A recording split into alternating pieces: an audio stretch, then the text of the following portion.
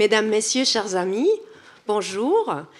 Je suis ravie de pouvoir vous souhaiter la bienvenue pour cette dernière rencontre co-organisée entre l'Université de Pau et des Pays de l'Adour, où je suis professeure de lettres. Mon nom est Caroline Fischer, mais ça n'a pas beaucoup d'importance.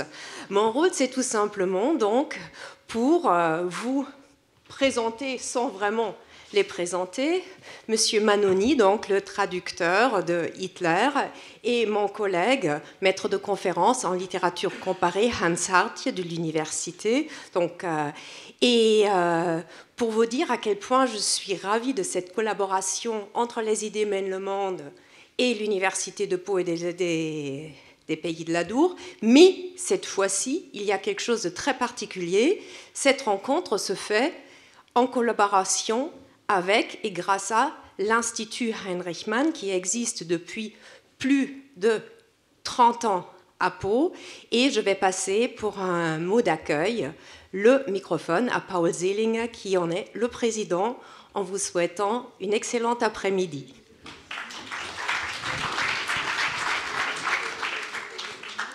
Merci Caroline. Bon, guten Tag, bonjour. Je vous accueille aussi dans le nom de l'Institut Heinrich Mann. On est très heureux que M. Manoni est venu. C'est un grand traducteur et il a fait un travail majestueux aussi pour nous, pour le mémoire. Et grâce à lui, c'est vrai, on peut travailler sur le mémoire dans les questions qui vont être posées après.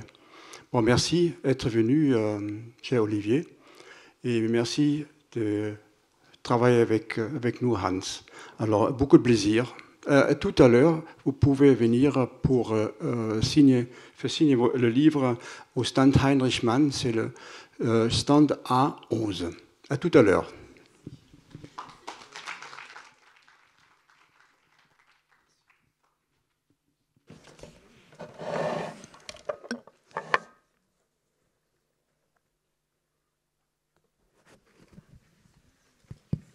Bon. Bonjour et bienvenue donc à cette présentation d'un livre. Et un livre ne vient jamais seul, donc en fait, je pense que Olivier Manoni sera d'accord si je dis que c'est un livre en deux coups, en deux volumes, sachant que le deuxième volume, ça n'est pas celui-ci, on en reparle, mais c'est celui-ci. Et donc, nous aurons l'occasion d'en reparler. Mais pour l'instant, je reprends juste l'information donnée par Madame Fischer.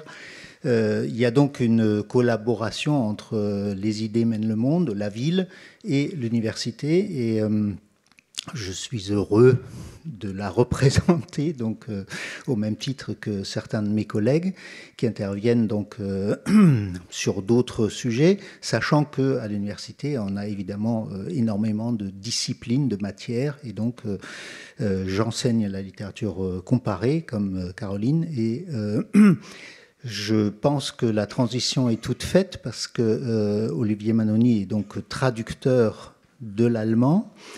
Il est également essayiste, donc il s'intéresse à la littérature allemande à plusieurs titres, et je vais essayer de le faire parler un peu de son parcours, de son cheminement.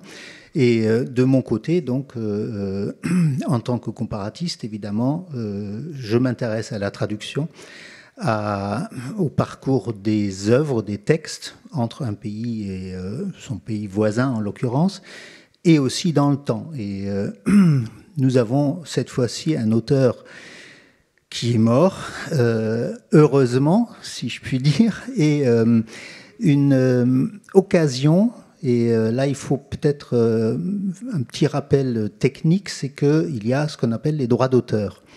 Et Monsieur Adolf Hitler, car c'est de lui qu'il s'agit, est mort en 1945, à ce qu'il paraît, mais il était auteur d'un livre intitulé Mein Kampf, Et je pense que M. Manoni va vous dire pourquoi on ne l'a pas présenté sous le titre français traduction de Mein Kampf.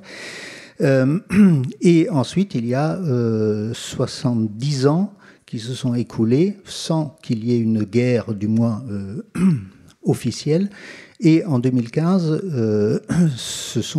ces droits se sont éteints et il y avait le risque de voir paraître toutes sortes d'éditions de ce livre de façon sauvage, pour ainsi dire.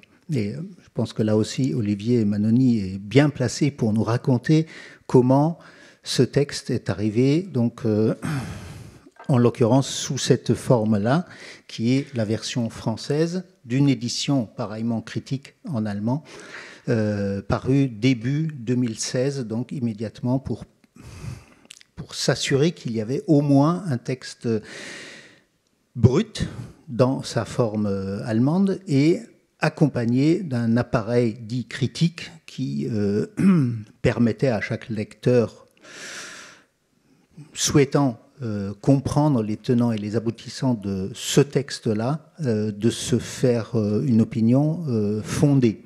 Donc, ma première question à Olivier Manoni serait comment êtes-vous arrivé dans cette situation de vouloir retraduire Mein Kampf de Adolf Hitler? C'est écrit dans le livre, mais c'est une assez longue histoire en fait. C'est une histoire qui date de 30 ans, qui est en fait beaucoup plus ancienne pour ce qui concerne ma famille, l'histoire de ma famille, mais je l'ai découvert petit à petit. C'est simplement qu'un traducteur d'allemand, dès qu'il touche à l'histoire, touche forcément à cette période de 1933 à 1945. Où l'Allemagne puis l'Europe tout entière a basculé dans une espèce de folie absolue, que ce sujet m'a rencontré une première fois, une deuxième fois, une troisième fois, que je suis d'une certaine manière à mon corps défendant, mais pas tout à fait, devenu un spécialiste technique de la traduction des textes concernant cette époque, puis petit à petit des textes de cette époque, avec des auteurs majeurs de l'histoire du nazisme, et donc un vocabulaire extrêmement spécifique que j'ai eu l'occasion d'étudier, sur lesquels j'ai eu l'occasion de m'étonner, ou bien de leur grandiloquence, ou bien de leur médiocrité. Et puis, au bout de ce travail qui représente quand même entre 40 et 45 ouvrages traduits sur le nazisme et 3 ou 4 d'auteurs, de sources d'auteurs, lorsque l'éditeur de Fayard, qui était à l'époque directeur du secteur Histoire, m'a appelé pour me demander si, d'une part, si je voulais bien le faire, et d'autre part pour me dire que le nom le plus évident, voire le seul qui pouvait faire ça, c'était le mien. Je n'ai hésité que dans la mesure où je lui ai demandé quelles étaient les conditions d'encadrement du livre que je réclame à chaque fois, c'est-à-dire je ne traduis jamais ces textes sources sans être certain qu'il s'agit non pas de diffusion de ces idées, mais de textes d'histoire, donc encadrés par des historiens solides et avec un véritable projet derrière, ce qui était le cas. Et donc, c'est ce livre-là, il y a plusieurs historiens, il y a des spécialistes du Troisième Reich, de l'histoire du nazisme. Bon, il y aurait beaucoup de choses à dire sur le nazisme, mais ça n'est pas vraiment le sujet de la venue de Olivier Manoni. C'est en fait une originalité, je dirais, de cette rencontre aujourd'hui, c'est que on s'intéresse à la traduction et c'est toute une histoire, si je puis dire, ou tout un programme que de traduire Hitler. Et donc Olivier Manoni n'a non seulement traduit Mein Kampf, il l'a même retraduit parce qu'il va nous raconter que sa première version ne convenait pas aux éditeurs, non pas parce que M. Manoni n'aurait pas été capable de traduire bien, mais parce qu'il l'a traduit bien, alors qu'il ne fallait pas bien traduire, pour ainsi dire. Donc j'anticipe. Et il a en plus donc raconté cette histoire dans un petit ouvrage que je vous recommande, car c'est d'une lecture limpide. Donc tout ce qu'il dira aujourd'hui se retrouve d'une façon ou d'une autre là-dedans, mais bien plus de choses que ce qu'on pourra dire dans les 37 minutes qui restent. Et donc cette question de la traduction, me semble-t-il, mérite qu'on s'y attarde aujourd'hui, parce que bon, des livres sur le nazisme, des livres sur Hitler, des documents, des commentaires, des analyses, toute une production scientifique et culturelle autour de ce nom de Hitler, autour du Troisième Reich. Tout le monde en a perçu quelques exemples. En revanche, quelque chose qui n'a pas encore été, me semble-t-il, faite, c'était une analyse de la langue de Hitler, donc de l'allemand dans lequel Hitler s'est exprimé pour écrire son livre-programme. On a souvent dit, mais le nazisme entre 1933 et 1945, c'était la réalisation du programme. C'est plus compliqué que ça. Et ça, c'est typiquement une phrase d'universitaire, parce qu'on ne peut pas simplifier, même si parfois on doit le faire. Et Olivier Manoni va peut-être nous raconter ce qu'il en est de cette langue toute particulière et de ce qu'elle lui a fait et de ce qu'il lui a fait, peut-être pas subir, mais de l'attitude qu'il a fallu trouver face à ce texte-là, qui n'est pas forcément l'attitude normale ou traditionnelle ou conventionnelle du traducteur. Donc, si vous pouviez raconter un peu ces deux versions et tout ce que cette langue dans laquelle Mein Kampf est écrite vous a fait. Je vais essayer de raconter ça le plus brièvement possible. En fait, j'ai travaillé avec deux directeurs d'édition. Un directeur d'édition sur un livre de cette taille-là, c'est quelqu'un qui va rassembler une équipe, lui donner des directives et le faire travailler. Donc le premier directeur d'édition, qui était Fabrice d'Almeida, qui est un historien qui fait beaucoup de choses, dont des textes sur le nazisme, m'avait demandé une traduction qui soit lisible et fidèle, c'est-à-dire une traduction plus fidèle techniquement que celle de 1934, mais qui soit quand même accessible à un public français. C'est cette version que j'ai rendue en fait 2 ans après le début de mon travail.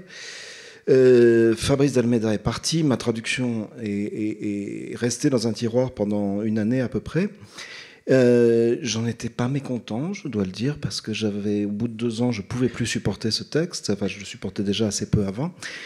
Et 6 mois à peu près plus tard, Sophie Hogg, qui est une éditrice de tout le secteur histoire à l'époque chez Fayard, m'a appelé en me disant, écoutez, on a un nouveau directeur d'édition et on va relancer le livre. Et donc, elle m'a présenté à Florent Braillard, qui est un remarquable historien spécialisé notamment dans la recherche sur Auschwitz, avec un livre qui s'appelle Auschwitz, un complot nazi, qui est une véritable merveille d'analyse qui remet en cause un certain nombre d'idées sur la verticalité du pouvoir nazi en particulier et sa responsabilité dans la verticalité de responsabilité dans la Shoah.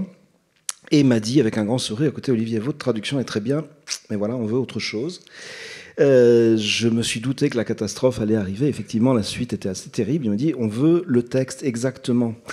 J'ai tout de suite compris ce qu'il voulait dire, c'est que le texte de Hitler exactement, c'est une espèce de cochonnerie illisible, un bourbier verbal épouvantable. Alors, pour donner concrètement des exemples, c'est un texte où vous pouvez trouver dans la même phrase à peu près 6 ou 8 adverbes. Où vous pouvez trouver, pour les germanistes, ce qu'on appelle les particules illocutoires, c'est-à-dire ces tout petits mots qui permettent à l'allemand, magnifiquement d'ailleurs, de donner des nuances très subtiles à la langue. Mais quand vous en mettez 7 à la file, c'est plus des nuances, c'est une bouillie.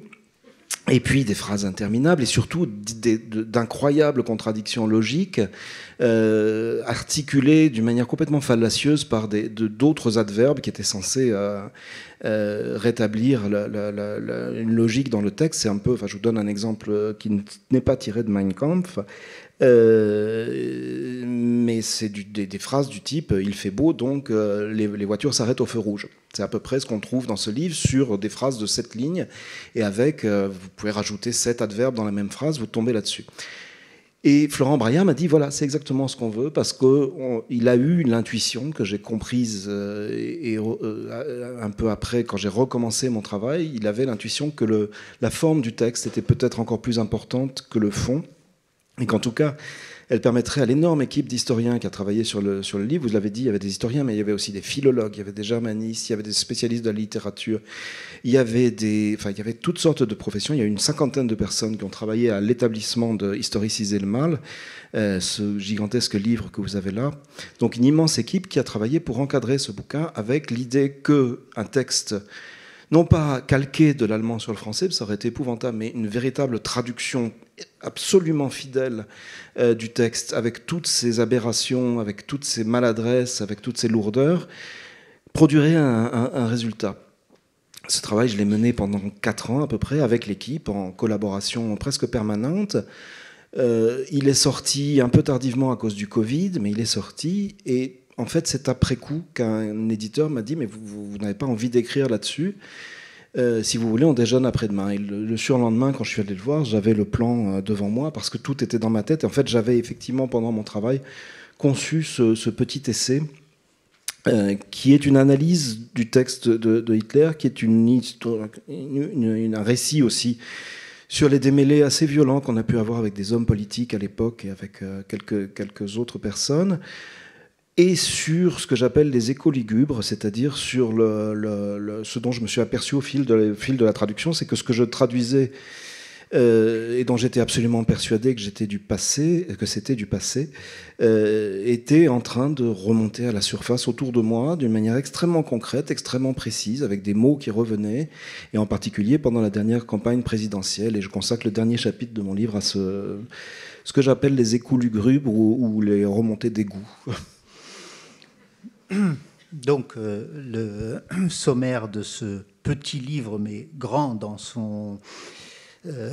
les perspectives qu'il ouvre sur le nazisme, sur ce lien entre les mots et la mort. Donc, vous faites à un moment donné ce jeu de mots, si je puis dire, comment les mots de Hitler, écrits en 24-25, pendant qu'il était en prison, parce qu'il avait fomenté un putsch en 22, et donc il a eu le temps et des conditions, semble-t-il, assez confortables pour revenir sur sa propre histoire. Donc vous pouvez peut-être dire un mot sur la composition du texte de Mein Kampf, donc de mon combat ou ma lutte, sachant qu'il y a 2 parties que vous distinguez dans la présentation que vous faites, qu'on peut distinguer dans le gros volume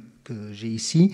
Il a été publié en fait en 2 volumes en Allemagne, et aussi bien dans la version originale que dans la version critique de 2016. Donc vous pouvez peut-être en dire un mot, même si ça signifie revenir dans le bourbier ou dans la gangue ou dans le fatras. Oui, non, mais c'est important de replacer le contexte historique. Hitler écrit ça en 24 et 1925.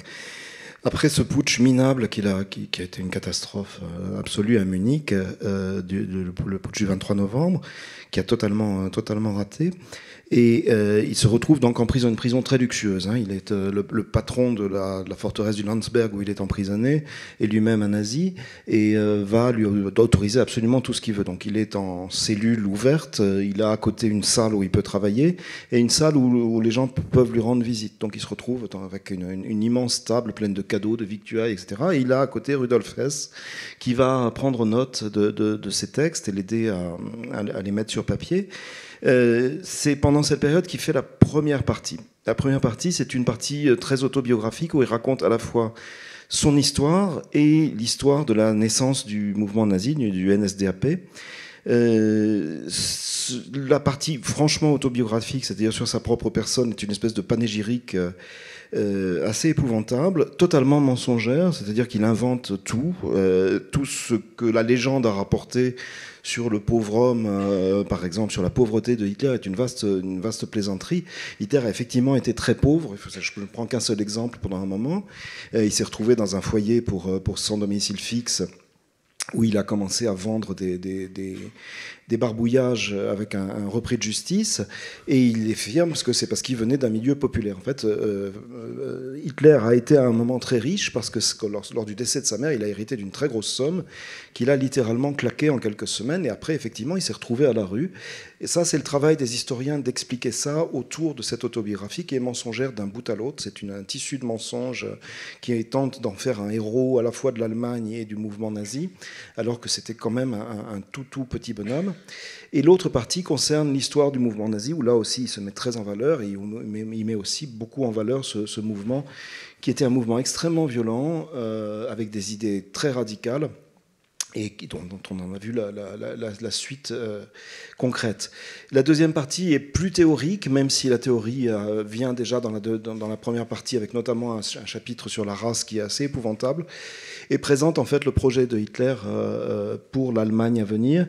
Il faut préciser que à partir de Mein Kampf, on pouvait savoir que Hitler avait clairement des intentions belliqueuses.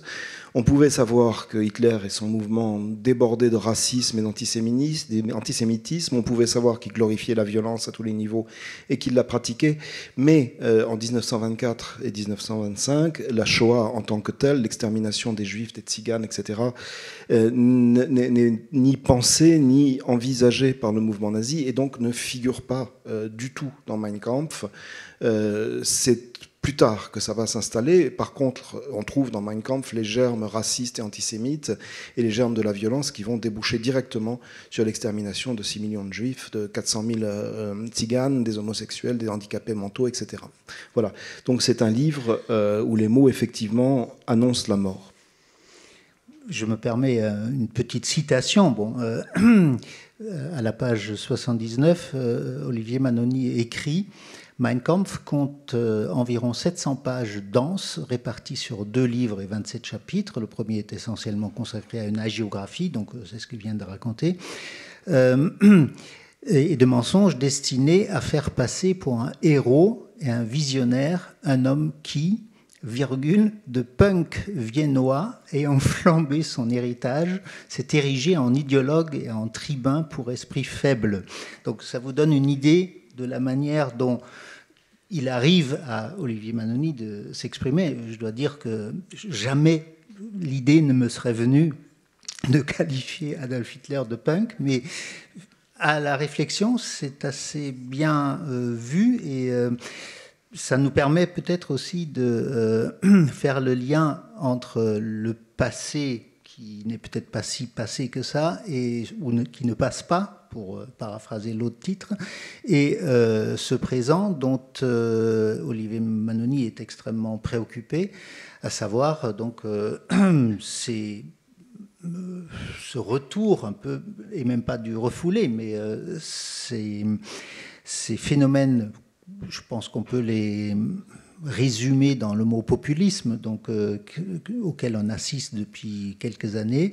Et Olivier Manoni a une bête noire dans ce domaine-là, qui est Donald Trump. Donc tout le dernier chapitre où il analyse donc les échos lugubres, consiste à faire le lien. Et en tant que comparatiste, je lui sais gré de ne pas pratiquer la confusion ou la mise en parallèle abusive, mais de nuancer son propos, de dire ce qui est comparable et ce qui ne l'est pas. Donc si vous pouviez enchaîner un peu là-dessus, donc précisément et ça nous ramène du coup au langage de Hitler. Si vous voulez, ce que j'ai voulu dire dans la toute dernière partie de mon livre, et tenter d'expliquer, et ce qui sera probablement développé dans mon livre suivant, c'est l'idée suivante. Il y a 2 choses à dissocier. Il y a la forme du langage, du populisme, et il y a son fond. Je vais parler du fond et je vais l'expédier assez vite parce que tout le monde le connaît. Ça n'a pas d'intérêt de développer là-dessus. Quand, dans une campagne présidentielle, vous entendez des candidats parler de grands remplacements, c'est-à-dire l'idée qu'une race, quelque chose comme ça, un mot de ce type-là, va remplacer les Français petit à petit par des ruses machiavéliques, etc.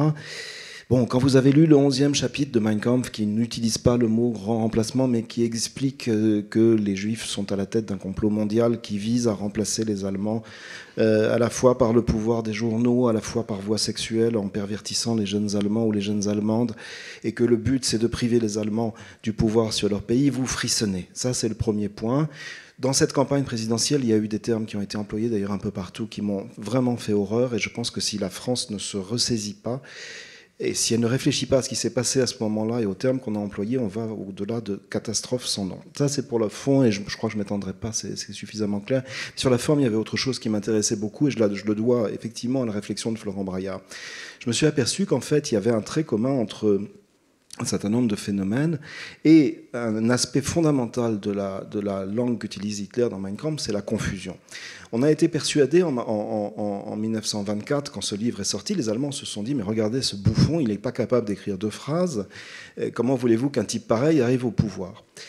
Et il se trouve qu'une de mes amis et collègues, qui s'appelle Bérangère Viennot, a travaillé énormément sur la langue. Elle a écrit un livre remarquable que je vous conseille, qui s'appelle La langue de Donald Trump aux arènes, sur la langue utilisée par le président, l'ex-président des États-Unis, et sans doute pas le futur, et qu'elle avait trouvé les mêmes caractéristiques. On a commencé à travailler ensemble, à échanger en fait des articles universitaires à travers une revue américaine qui m'avait demandé un article, et on s'est aperçu qu'on travaillait un petit peu sur les mêmes problèmes.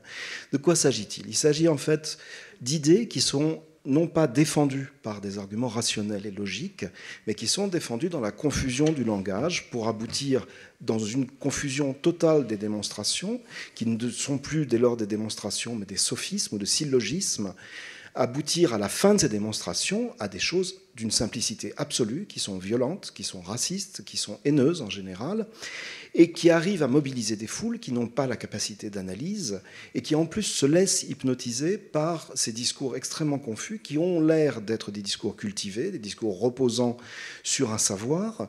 On a entendu à propos d'un candidat en particulier lors de ces dernières présidentielles qu'il avait des connaissances historiques énormes. Je peux vous garantir que tous les historiens qui connaissent tous les domaines dont il parle savent pertinemment que c'est une imposture absolue et que ce monsieur simplement brasse du vent et des termes confus pour arriver à ce qu'il veut, en l'occurrence dire qu'il faut faire pratiquer la rémigration, ce qui est une traduction confuse du terme déportation. Cet aspect de la confusion du langage, j'ai commencé à travailler dessus, donc à la fois sur Donald Trump et puis sur d'autres éléments. Le mouvement des Gilets jaunes, par exemple, en France, a été accompagné par un livre qui s'appelle Crépuscule, d'un jeune avocat, qui s'appelle Juan Branco, et j'ai lu ce livre en préparant mon livre, et j'ai retrouvé exactement les mêmes caractéristiques, c'est-à-dire une littérature qui accumule des faits tout à fait contestable et qui les mélange dans un style et dans une forme qui rend en fait le texte pratiquement incompréhensible pour le commun des mortels, mais le commun des mortels se dit que ça doit être très intelligent et donc la conclusion doit être vraie. Ce style-là, c'est simplement le style du populisme de tous les bords, y compris lorsqu'il se mêle. C'est ce que j'ai essayé de démontrer à la fin de mon livre, c'est qu'il faut se méfier des dictateurs qui avancent avec l'air d'être incultes et de ne pas savoir parler.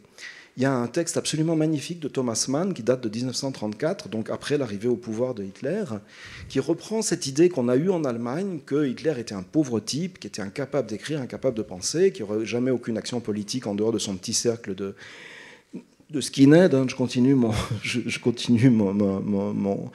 mes comparaisons modernes, et que donc il n'arriverait jamais à rien. Et tous ces gens-là se sont littéralement laissés déborder par la vague et n'ont rien compris. Je viens de traduire un texte qui s'appelle Février 33, qui va paraître aux éditions Grasset au mois de janvier, d'un historien qui s'appelle Uwe Wittstock, qui montre à quel point les intellectuels allemands n'ont rien compris et jusqu'à l'élection de Hitler ont été persuadés que ça ne fonctionnerait pas, qu'ils ne couraient aucun risque. Et il montre les gens prenant le train quelques jours après la désignation de Hitler au poste de chancelier, prenant le train à la toute dernière minute avec la Gestapo derrière eux. Il faut se méfier. On dit toujours prenez garde au début, c'est cette vieille expression. Et là, prenez garde au début confus. Bon. c'est effectivement le mieux d'avoir l'auteur de ce petit livre ici pour l'exprimer. Bon, sinon j'aurais pu faire des citations. Bon, il y a, dans le temps qui nous reste, quand même plusieurs sujets annexes ou connexes que je voudrais aborder. Et là, en l'occurrence, vous m'envoyez la petite balle, si j'ose dire. Il y a un intellectuel qui est très prisé, un intellectuel, je crois qu'on doit admettre ce terme-là, allemand, germanophone, très prisé en France, beaucoup moins, me semble-t-il, en Allemagne. Et vous trouvez des mots assez clairs et durs sur ce monsieur-là. Je veux parler de Ernst Jünger. Donc je pense que les personnes intéressées par le sujet qui sont dans la salle savent qui est Ernst Jünger. Et est-ce que vous pourriez essayer d'expliquer les raisons que vous trouvez à cette fascination pour cet auteur-là en France, alors que ce que vous en dites en fait quand même un personnage peu fréquentable? Alors, en fait, je cite Ernst Jünger dans un contexte très précis. J'ai de l'admiration pour l'œuvre d'Ernst Jünger. Je ne dis pas du tout que c'est un mauvais écrivain. Il y a des œuvres absolument magnifiques. Son livre sur la comète est une splendeur. Ses journaux sont extrêmement intéressants. Simplement, j'ai essayé d'analyser ce qui s'est passé avant Hitler et d'où venait ce langage-là. Et donc, je suis allé chercher ce qui est très bien décrit par les chercheurs allemands, c'est-à-dire ce qu'on a appelé les auteurs de la révolution conservatrice. Il y en a beaucoup qui sont très peu connus. Si je vous cite un auteur qui s'appelle Nikisch, par exemple, ça vous dira sans doute rien, ou Müller. Il y en a qui sont beaucoup plus connus chez nous. Il y a Carl Schmitt, dont tout le monde connaît l'implication majeure dans le régime nazi, et notamment dans la juridiction et dans la juridiction antisémite, notamment des lois de Nuremberg. Donc, qui a été un penseur important du nazisme et qui est resté un penseur constitutionnaliste important pour la suite de l'Allemagne, la suite de l'histoire de l'Allemagne. Qui a toujours été très critiqué, mais dont on connaissait assez peu en fait le passé au sein de ce mouvement. La révolution conservatrice, c'est un mouvement qui apparaît juste après la Première Guerre mondiale, qui s'appuie sur des mouvements beaucoup plus anciens, comme le mouvement Völkisch, qui est un mot intraduisible, mais qui désignait un mouvement qui remonte à la fin du XIXe siècle, à la fois raciste, ésotérique, très porté sur le retour au terroir et sur l'amour de la patrie. Et ces auteurs, donc, vont tenter, en fait, de reconquérir le terrain nationaliste, de refaire naître l'idée de patrie allemande. Et parmi ces auteurs, vous avez Ernst Jünger. Et dans un ouvrage que j'ai traduit de Karl Breuer sur la Révolution conservatrice, j'ai été obligé de traduire des textes de Jünger de 1930 qui sont stupéfiants de haine dégoulinante, d'antisémitisme et de violence. J'ai même eu du mal à croire qu'il avait pu écrire des choses pareilles. Voilà. Il fait partie des auteurs qui, après, ont été très réservé sur le nazisme. On a même dit qu'il a tenté, avec les falaises de marbre, de prendre ses distances avec le régime. Donc je suis très prudent aussi avec lui. C'est un grand écrivain. Il n'empêche qu'à l'époque, en 1930, en l'occurrence, c'est un texte qui est assez tardif et il pouvait déjà parfaitement savoir vers quoi allait le nazisme à ce moment-là. En 1930, il a écrit ce texte qui est terrifiant. Donc... dont acte. Et bon, je me permets de citer aussi un auteur dont il n'est pas question dans ce livre, mais il m'a paru intéressant. Vous avez cité Thomas Mann, et bon, nous sommes ici, entre autres, à l'initiative de l'Institut Heinrich Mann. Certains d'entre vous savent ce qu'il en est de de cette famille, de ses frères, et du fait que Heinrich Mann donc, a écrit le roman de Henri IV, donc, que grâce à l'Institut Heinrich Mann, nous avons pu rééditer il y a quelques années. Heinrich Mann a publié dès 1933, donc à l'automne, en français et en allemand, un livre qui s'appelle Der Hass, la haine. Et c'était en fait une analyse, je pense, de la langue des nazis. Heinrich Mann il a fait partie de ces personnages dont parlait Olivier à l'instant, qui ont pris le train dès début février 1933. Bon, il est resté en Allemagne parce que, enfin jusque-là, parce que c'était le pays dont il était citoyen. Il était personnage bien en vue à Berlin, à l'Académie des Arts, et simplement il faisait partie des premiers à être sur la liste des auteurs interdits et dont on a brûlé les livres. Donc il a quitté l'Allemagne et il a très vite eu l'occasion de publier des textes d'analyse, mais aussi des polémiques, des pamphlets anti-nazis dans la Dépêche de Toulouse notamment.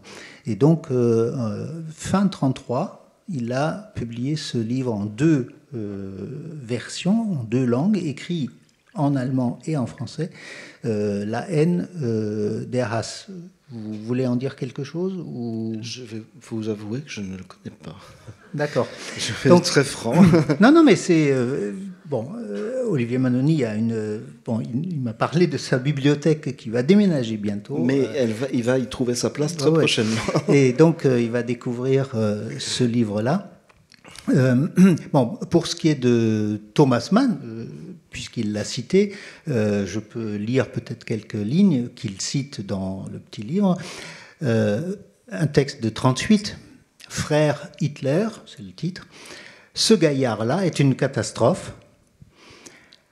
Ce n'est pas une raison pour trouver inintéressant son caractère et son destin. Les circonstances ont fait que le ressentiment insondable, la rancune profonde, ulcérée de l'incapable, de l'être impossible, du raté, du fieffé paresseux, du clochard des asiles de nuit, du dévoyé se rencontre avec le complexe d'infériorité, bien moins justifié, d'un peuple vaincu. Il développe une éloquence indiciblement inférieure, mais entraînant les masses, cet instrument vulgaire, hystérique et histrionique. Donc j'ai été très content de trouver cet extrait de Thomas Mann dans ce livre.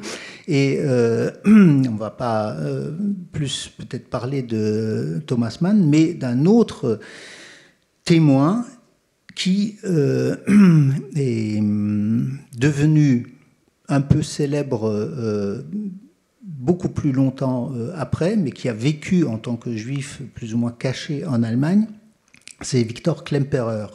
Et Victor Klemperer a pris des notes sur la langue des nazis et il a publié le résultat de ses réflexions en tant que linguiste, donc encore une fois une approche de la langue qui intéresse Olivier Manoni, il le cite évidemment, c'est LTI. Est-ce que vous voulez en dire quelque chose? Donc, c'est une étude qui a été traduite aussi, LTI, la langue du Troisième Reich, de Victor Klemperer.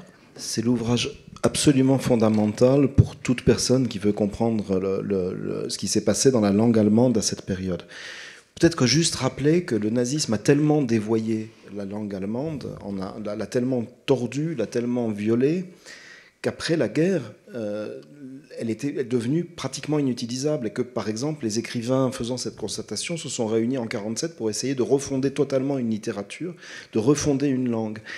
Le nazisme a été un mouvement de totalitarisme linguistique, c'est-à-dire qu'il a la langue, c'est vraiment une spécificité, la manière de tordre la langue et d'instiller cette langue tordue dans la vie quotidienne des gens a été un de ses principaux instruments de pouvoir. Et c'est ce que montre admirablement Victor Klemperer, non seulement dans ce livre LTI, donc la langue du Troisième Reich, où il analyse très méticuleusement comment justement les nazis instillent mot après mot ce vocabulaire détourné pour changer la vie des gens, ou plus exactement pour adapter la vie des gens aux règles qu'ils veulent imposer et à la manière de voir qu'ils veulent imposer, ce qu'on appelle la Weltanschauung en allemand, la vision du monde, une vision quotidienne, et comment les gens finissent par en fait se mouler dans se fondre dans ce moule et utiliser cette langue qui, après 1945, deviendra à moitié inutilisable et posera des problèmes dans tous les domaines et pose encore aujourd'hui des problèmes, notamment en recherche historique et en recherche littéraire. Voilà.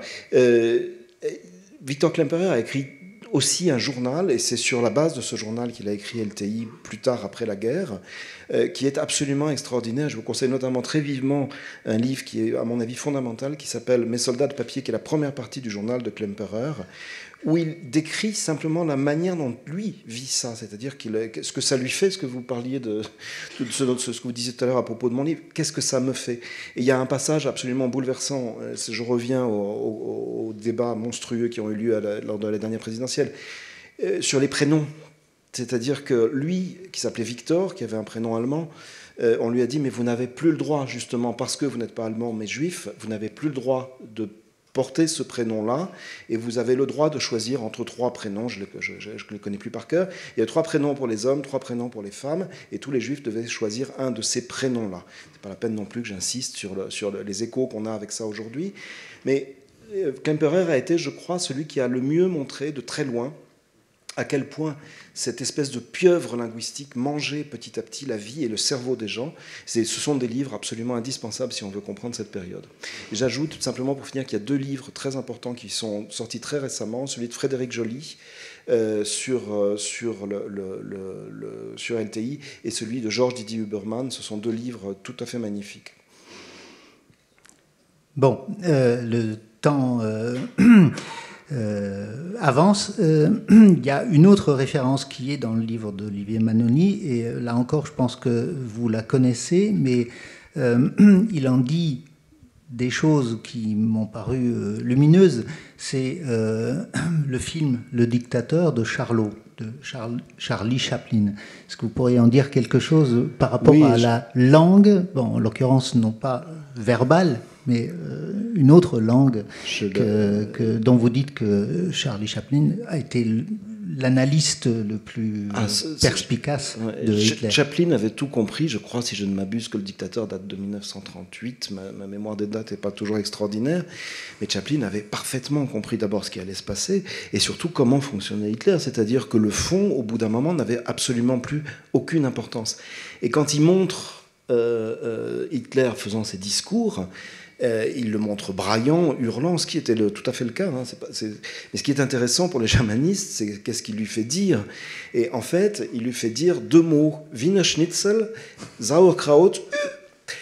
Et ce sont, mais c'est ce qui veut dire littéralement escalope viennoise et choucroute, et puis le U, ce sont les exclamations de Hitler. Et j'ai fait rire beaucoup mes enfants avec ça à table.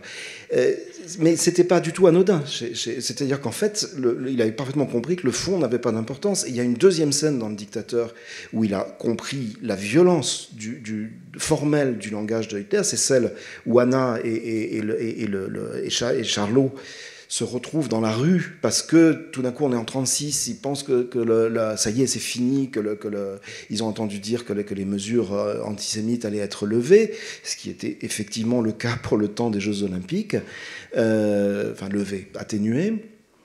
Et tout d'un coup, ça s'arrête parce que Hinkel, le dictateur de Chaplin, apprend qu'un banquier juif lui a refusé un prêt, et donc il annule tout. Et c'est ce couple d'amoureux dans la rue, et il y a simplement la voix de Hitler qui résonne dans le truc. Il n'y a pas un mot exact, ce sont juste des éructations, mais il n'y a pas beaucoup de différence avec ses vrais discours. Et on voit Charlot et cette jeune femme, Anna, qui à chaque mot reculent comme ça, comme s'ils avaient pris une gifle ou une vague. Et en fait, la réalité de ce discours, c'était ça. Alors, j'utilise ça pour simplement parler de la manière dont Hitler a aussi déformé la langue allemande. J'arrête pas de souligner dans le livre, parce que c'est pour moi très important, que cette langue est une merveille, qu'elle a donné les plus grands auteurs, qu'elle est d'une poésie, d'une musicalité absolument extraordinaire, et qu'on peut en faire les pires choses, et eux l'ont montré. Il y avait notamment un domaine dans lequel deux domaines dans lesquels ils sont passés maîtres. D'abord, c'est l'utilisation de la langue pour faire peur. Les Français le savent bien. Si je vous dis Schlag, vous savez parfaitement, surtout dans cette région, ce que ça veut dire. Si je vous dis Raus, tout le monde sait ce que ça veut dire, parce que c'était des mots extrêmement courts qui étaient des ordres nazis, mais au sein même du système nazi, il y avait des mots qui étaient vraiment là pour faire peur, et en particulier des titres, des grades de la SS, Hauptsturmführer, Rotsturm, qui n'avaient aucun sens. Ça voulait dire chef central, chef principal d'assaut. Il y en a un qui veut dire chef de horde. C'était absolument n'importe quoi, mais ça sonnait, ça faisait très très peur, effectivement, et c'était fait pour ça, aussi bien pour faire peur aux gens qui s'engageaient dans la SS, pour leur faire comprendre tout de suite dans quel monde ils étaient, que pour faire peur évidemment aux gens qui étaient là. Et le deuxième élément qui a totalement perverti la langue allemande, à ce moment-là, c'est la volonté de dissimulation. C'est-à-dire il s'agissait de dissimuler les intentions, de dissimuler les faits, de dissimuler les conséquences. Et en particulier dans tout le langage concernant la Shoah, l'extermination des Juifs, notamment à Auschwitz et à Treblinka, mais dans bien d'autres lieux, le nazisme a développé à partir de la langue allemande toute une série de métaphores qui désignaient les pires abominations, mais qui étaient des mots parfaitement anodins. Je vais vous en donner un seul, Umsiedlung, qui veut dire déménager, enfin changer de localisation, et qui désignait simplement la déportation massive des Juifs du gouvernement général, donc de la Pologne occupée par l'Allemagne, vers Auschwitz, et donc l'extermination. Et il y avait une cinquantaine de mots du même type pour dissimuler la Shoah, mots qui ont été repris ensuite en Allemagne, aux États-Unis et en France dans leur traduction, par les négationnismes qui vous disent maintenant, vous voyez bien, ils n'ont jamais prononcé le mot extermination, c'est donc que ça n'a pas existé. Argument aussi intéressant qu'un autre argument d'extrême droite que j'entends beaucoup en ce moment, qui est de dire le mouvement d'Hitler était national-socialiste, donc il était socialiste. Voilà. Je souhaite à ces gens d'ouvrir un jour une boîte de strychnine où il y aura marqué sucre.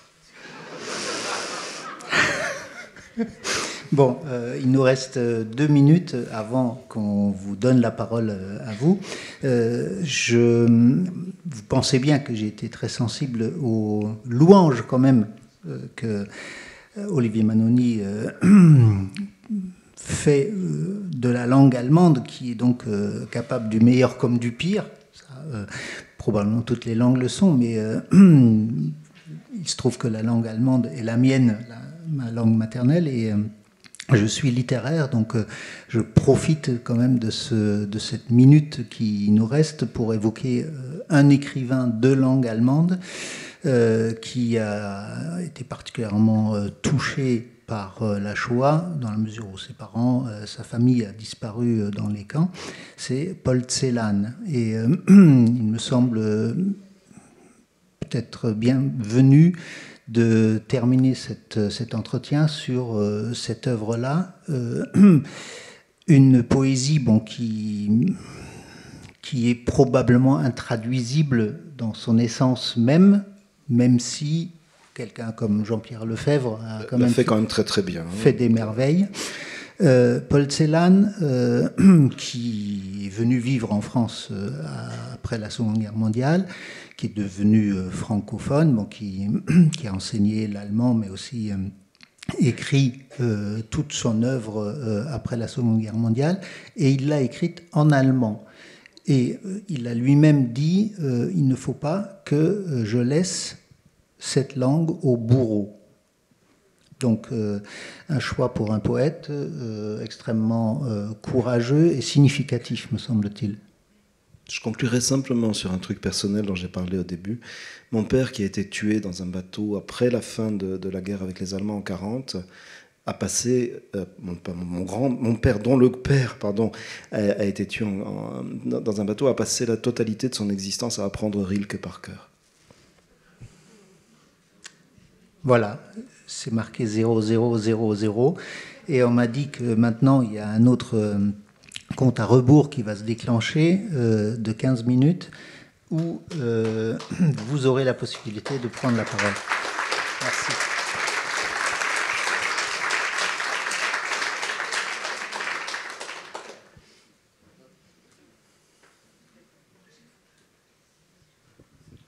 Bonjour, déjà félicitations. Ensuite, j'ai une question particulière.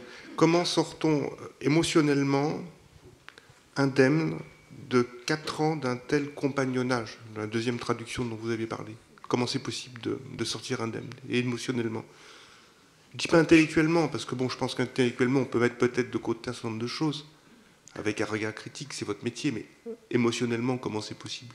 On ne peut pas sortir émotionnellement intact de la totalité de ses travaux. Je cite dans mon livre le pire ouvrage que j'ai jamais traduit sur cette question, c'était celui d'Ernst Klee sur la médecine nazie, qui vraiment, ça m'a totalement bouleversé, totalement. Après, quand vous avez traduit des textes comme ça, forcément déjà vous avez une partie militante qui intervient. C'est vrai que ce genre de texte, je les accepte aussi parce que je pense qu'il faut que ça soit su, il faut que ça soit connu. Il ne faut pas que cette partie de l'histoire s'efface dans la confusion actuelle. Je reviens sur ce thème-là.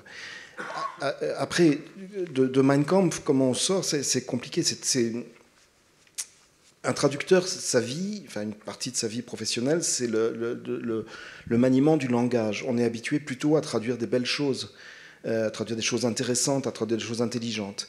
Et là, tout d'un coup, pendant 2 ans, puis 5 ans, vous vous retrouvez à traduire quelque chose qui est sur le fond immonde, dont vous connaissez les conséquences, et vous découvrez, en plus, grâce à Florent Braillard, que si vous allez au fond... En fait, Braillard m'a envoyé au fond de l'enfer du langage, si vous voulez.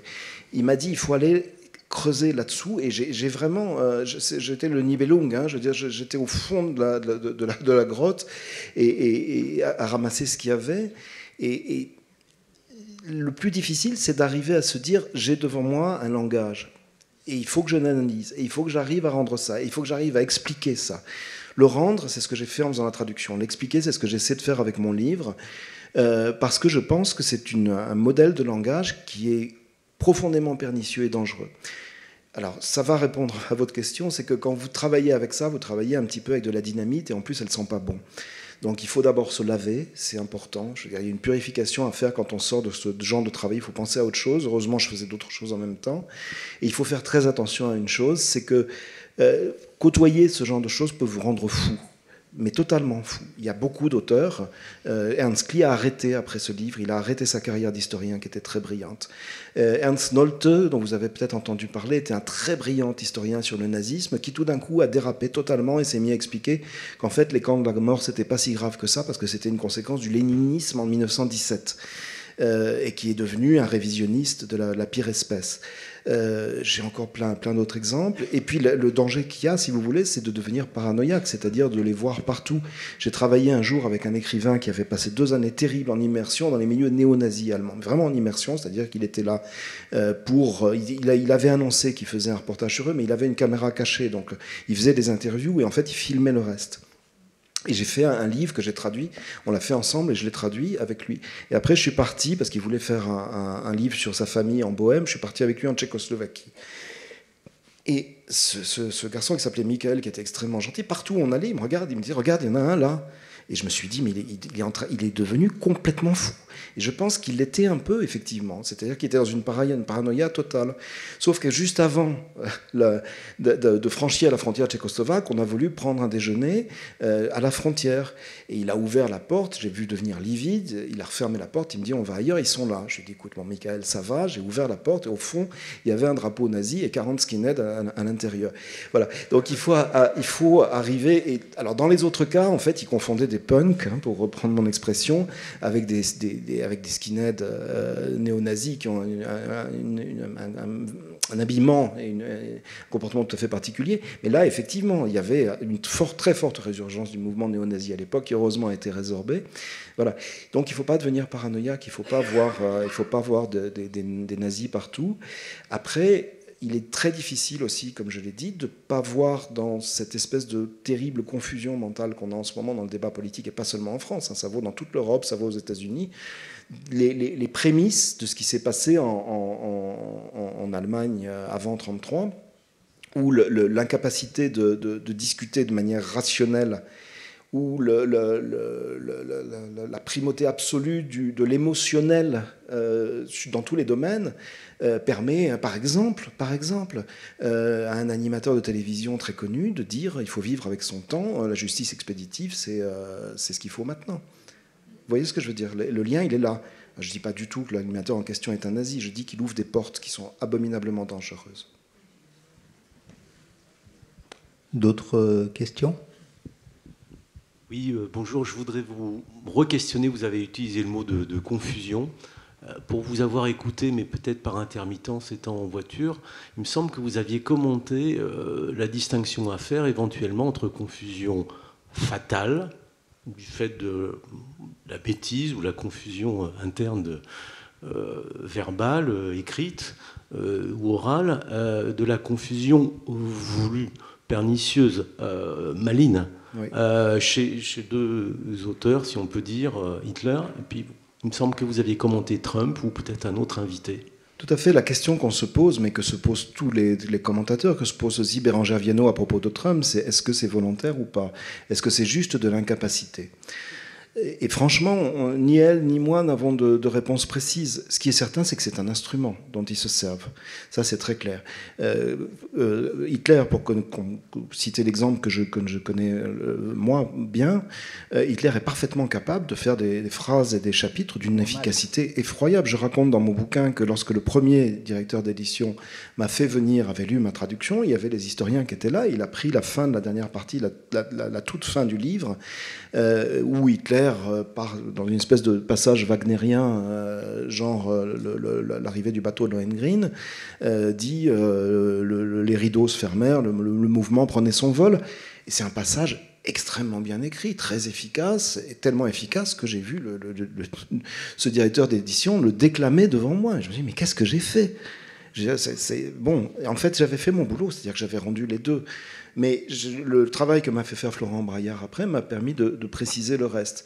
Et le reste, c'est effectivement ces passages, soit très lyriques, et il y en a quelques-uns, soit extrêmement brutaux et ponctuels.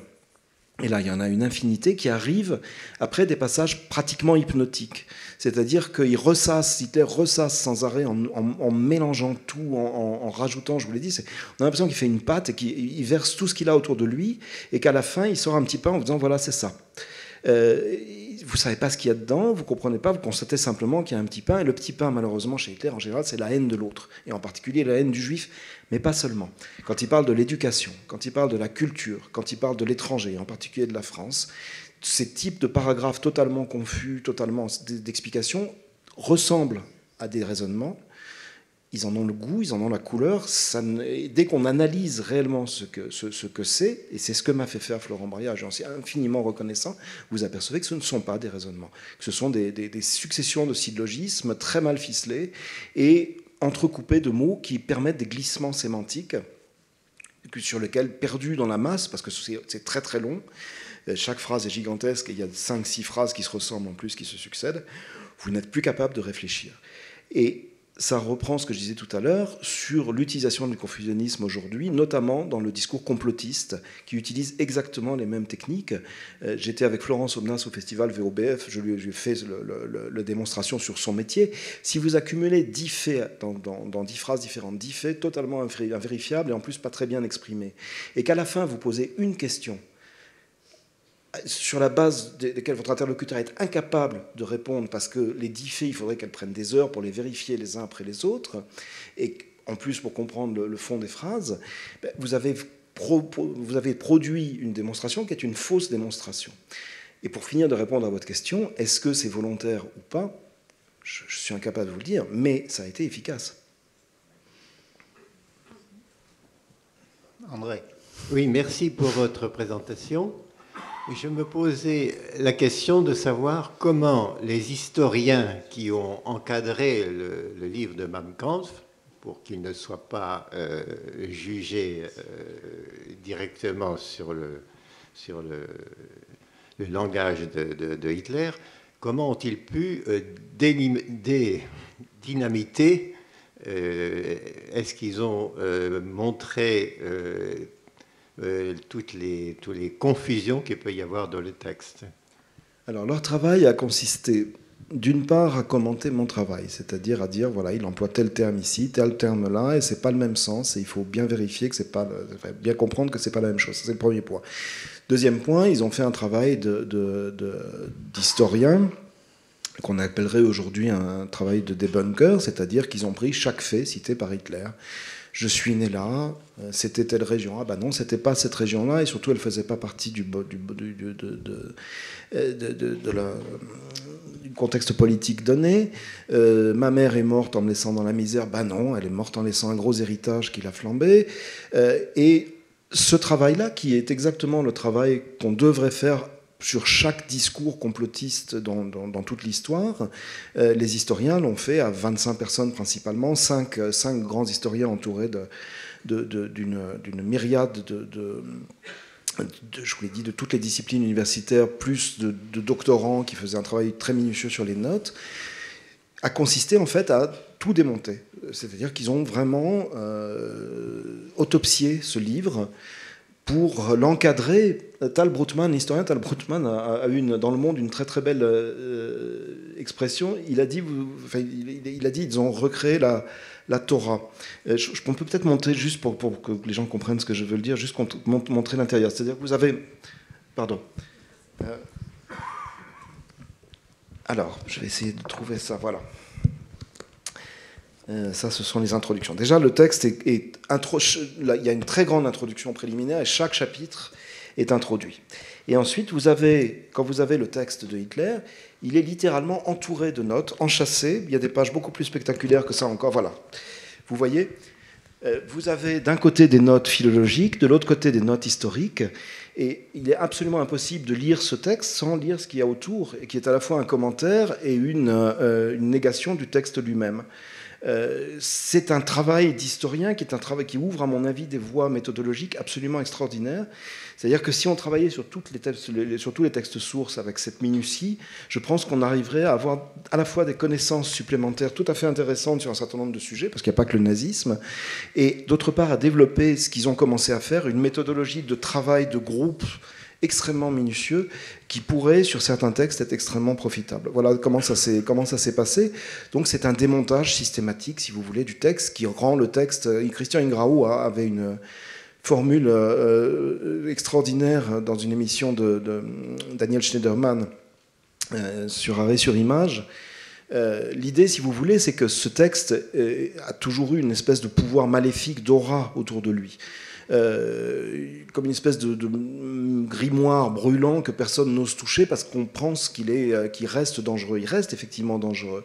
Ce que Christian Ingrao a dit, c'est « nous sommes là pour refroidir Hitler », c'est-à-dire cette pierre que tout le monde croit brûlante, pour montrer en fait que c'est un bout de lave qui reste dangereux si on le rallume, mais qui en soi doit être connu, étudié, soupesé, pour essayer de comprendre ce qui est arrivé à l'époque et ce qui peut nous arriver à l'avenir. Je ne sais pas si j'ai répondu à votre question. Oui, bon. Je souhaiterais simplement, c'est un peu à côté de la traduction, mais je me pose la question toujours, quand je suis saisi par ces images, lorsqu'on les repasse, ces images d'actualité de cette époque-là, comment expliquez-vous que ces discours délirants, tordus, aient pu exercer une telle fascination sur les foules lors de ces rassemblements c'est pur effet évidemment, ce sont des images de propagande, bien entendu, mais comment expliquer cette réaction des foules? Pour vous répondre, je vous renverrai à un livre de Peter Reichel qui s'appelle « La fascination du nazisme », qui est sorti chez Odile Jacob, qui est un livre absolument extraordinaire où il explique tout ça vraiment dans le détail. Mais en lien avec mon propre travail, c'est assez simple, c'est que pendant ces discours, d'abord il y avait tout un décorum tout à fait impressionnant de gigantisme, de violence, etc. Il arrivait, alors, autre trêve, l'une des choses, moi, qui m'avait frappé dans la campagne de Trump, c'était l'arrivée le parallèle avec l'arrivée du Führer en avion, ce qui était tout à fait nouveau à l'époque. Dans la deuxième campagne électorale qu'il fait, donc après 1933, il fait toutes les villes d'Allemagne, il en fait parfois 3 ou 4 par jour, et la foule acclame le Führer qui arrive en avion et se pose sur le lieu de meeting. Voilà, je ne sais pas la peine que je développe longuement. Donc il y avait cet aspect décorum gigantesque qui a été après multiplié à l'envi pendant le nazisme. Et puis il y avait aussi cette méthode, c'est-à-dire qu'il prononçait des discours qui effectivement étaient très difficilement compréhensibles, avec une voix en plus qu'on entend, une voix de fossé extrêmement désagréable, mais il le faisait avec une force et une violence incroyables. Et une fois qu'il avait prononcé une dizaine de phrases très difficilement compréhensibles par un public qui ne pouvait rien y comprendre à l'époque, en plus il avait un accent terrifiant, il lançait 2 ou 3 vérités absolues. Les juifs sont coupables, les journalistes sont coupables, les Schwabinger, les intellectuels artistes sont coupables, et le public applaudissait. C'est le même processus. Voilà. Bon, il est 0-0, je ne sais pas, il y a encore une question. On peut prendre un petit peu plus de temps. Je ne sais pas. Si, ça marche. Si. Oui, en fait, c'était pour rebondir sur l'avant-dernière question, sur l'édition critique. Donc la présentation de celle-ci ressemble beaucoup à la présentation de l'édition critique allemande qui est apparue donc, il y a quelques années. où le texte se trouve au milieu, entouré des commentaires des historiens. Donc je voudrais savoir quel est le rapport entre les deux éditions. Est-ce que, donc, par exemple, le travail des historiens ayant collaboré à l'édition allemande a été réutilisé ou pas? Est-ce que certains historiens... Oui, alors oui. La direction d'édition est assurée à la fois par Florent Braillard et par le directeur de l'Institut pour l'histoire contemporaine à Munich. Donc c'est une coédition, et il y a une partie seulement de l'édition allemande qui a été reprise dans l'édition française. L'édition allemande est beaucoup plus volumineuse parce qu'ils ont notamment repris la totalité des variantes de ce texte, qui représente parfois l'équivalent du texte tellement il a changé au fil des années. Il y a une dizaine de textes différents en fait de Mein Kampf. Nous on s'est fondé sur l'édition de 1924-1925 et on s'est dit que d'abord ce serait beaucoup trop gros pour la France et que de toute façon ça n'intéresserait pas les Français d'avoir des variantes de mots, quoi. Donc c'est un lien direct de filiation entre les deux projets, tout à fait. Il est précisé dans l'édition française, le présent ouvrage constitue une adaptation et un prolongement de Hitler, Mein Kampf, eine kritische Edition. Tu veux poser une autre question? Oui, c'est-à-dire oui, mais elle est tout à fait différente. Ah, vas-y. Voilà. Donc, mon autre question concernait la traduction, parce que les traducteurs sont de deux sortes. Il y a les sourciers et les ciblistes. C'est-à-dire les sourciers restent très proches du texte d'origine, quitte à ce que dans la traduction on sente un petit peu le souffle de la langue d'origine à travers des métaphores par exemple inhabituelles qu'on reprend de la langue d'origine, etc. Donc ça c'est les sourciers. Et les ciblistes essaient de gommer le fait que c'est une traduction en adaptant, en cherchant des images donc propres à la langue cible. Et est-ce que donc on traduit, enfin bon, je ne sais pas si vous définissez comme sourcier ou cibliste, ou peut-être pas du tout, ni l'un ni l'autre, mais est-ce que quand vous traduisez une œuvre littéraire, un roman, est-ce que vous êtes par exemple plutôt cibliste, et quand vous traduisez Hitler, plutôt sourcier, et pour quelles raisons s'il y a quelque chose de cet ordre-là? Je vais vous répondre là. Je quitte ma casquette d'auteur pour celle de directeur de l'école de traduction littéraire de Paris. Je pense que cette distinction est périmée. Je pense que depuis en particulier une vingtaine d'années, le travail qu'ont fait les traducteurs, les débats qu'ils ont eus entre eux, fait que la traduction a en fait évolué dans un tout autre sens, qui est un sens de synthèse, qui est à la fois une volonté de respecter le texte et de volonté de respecter ses particularités, et aussi de le porter au public.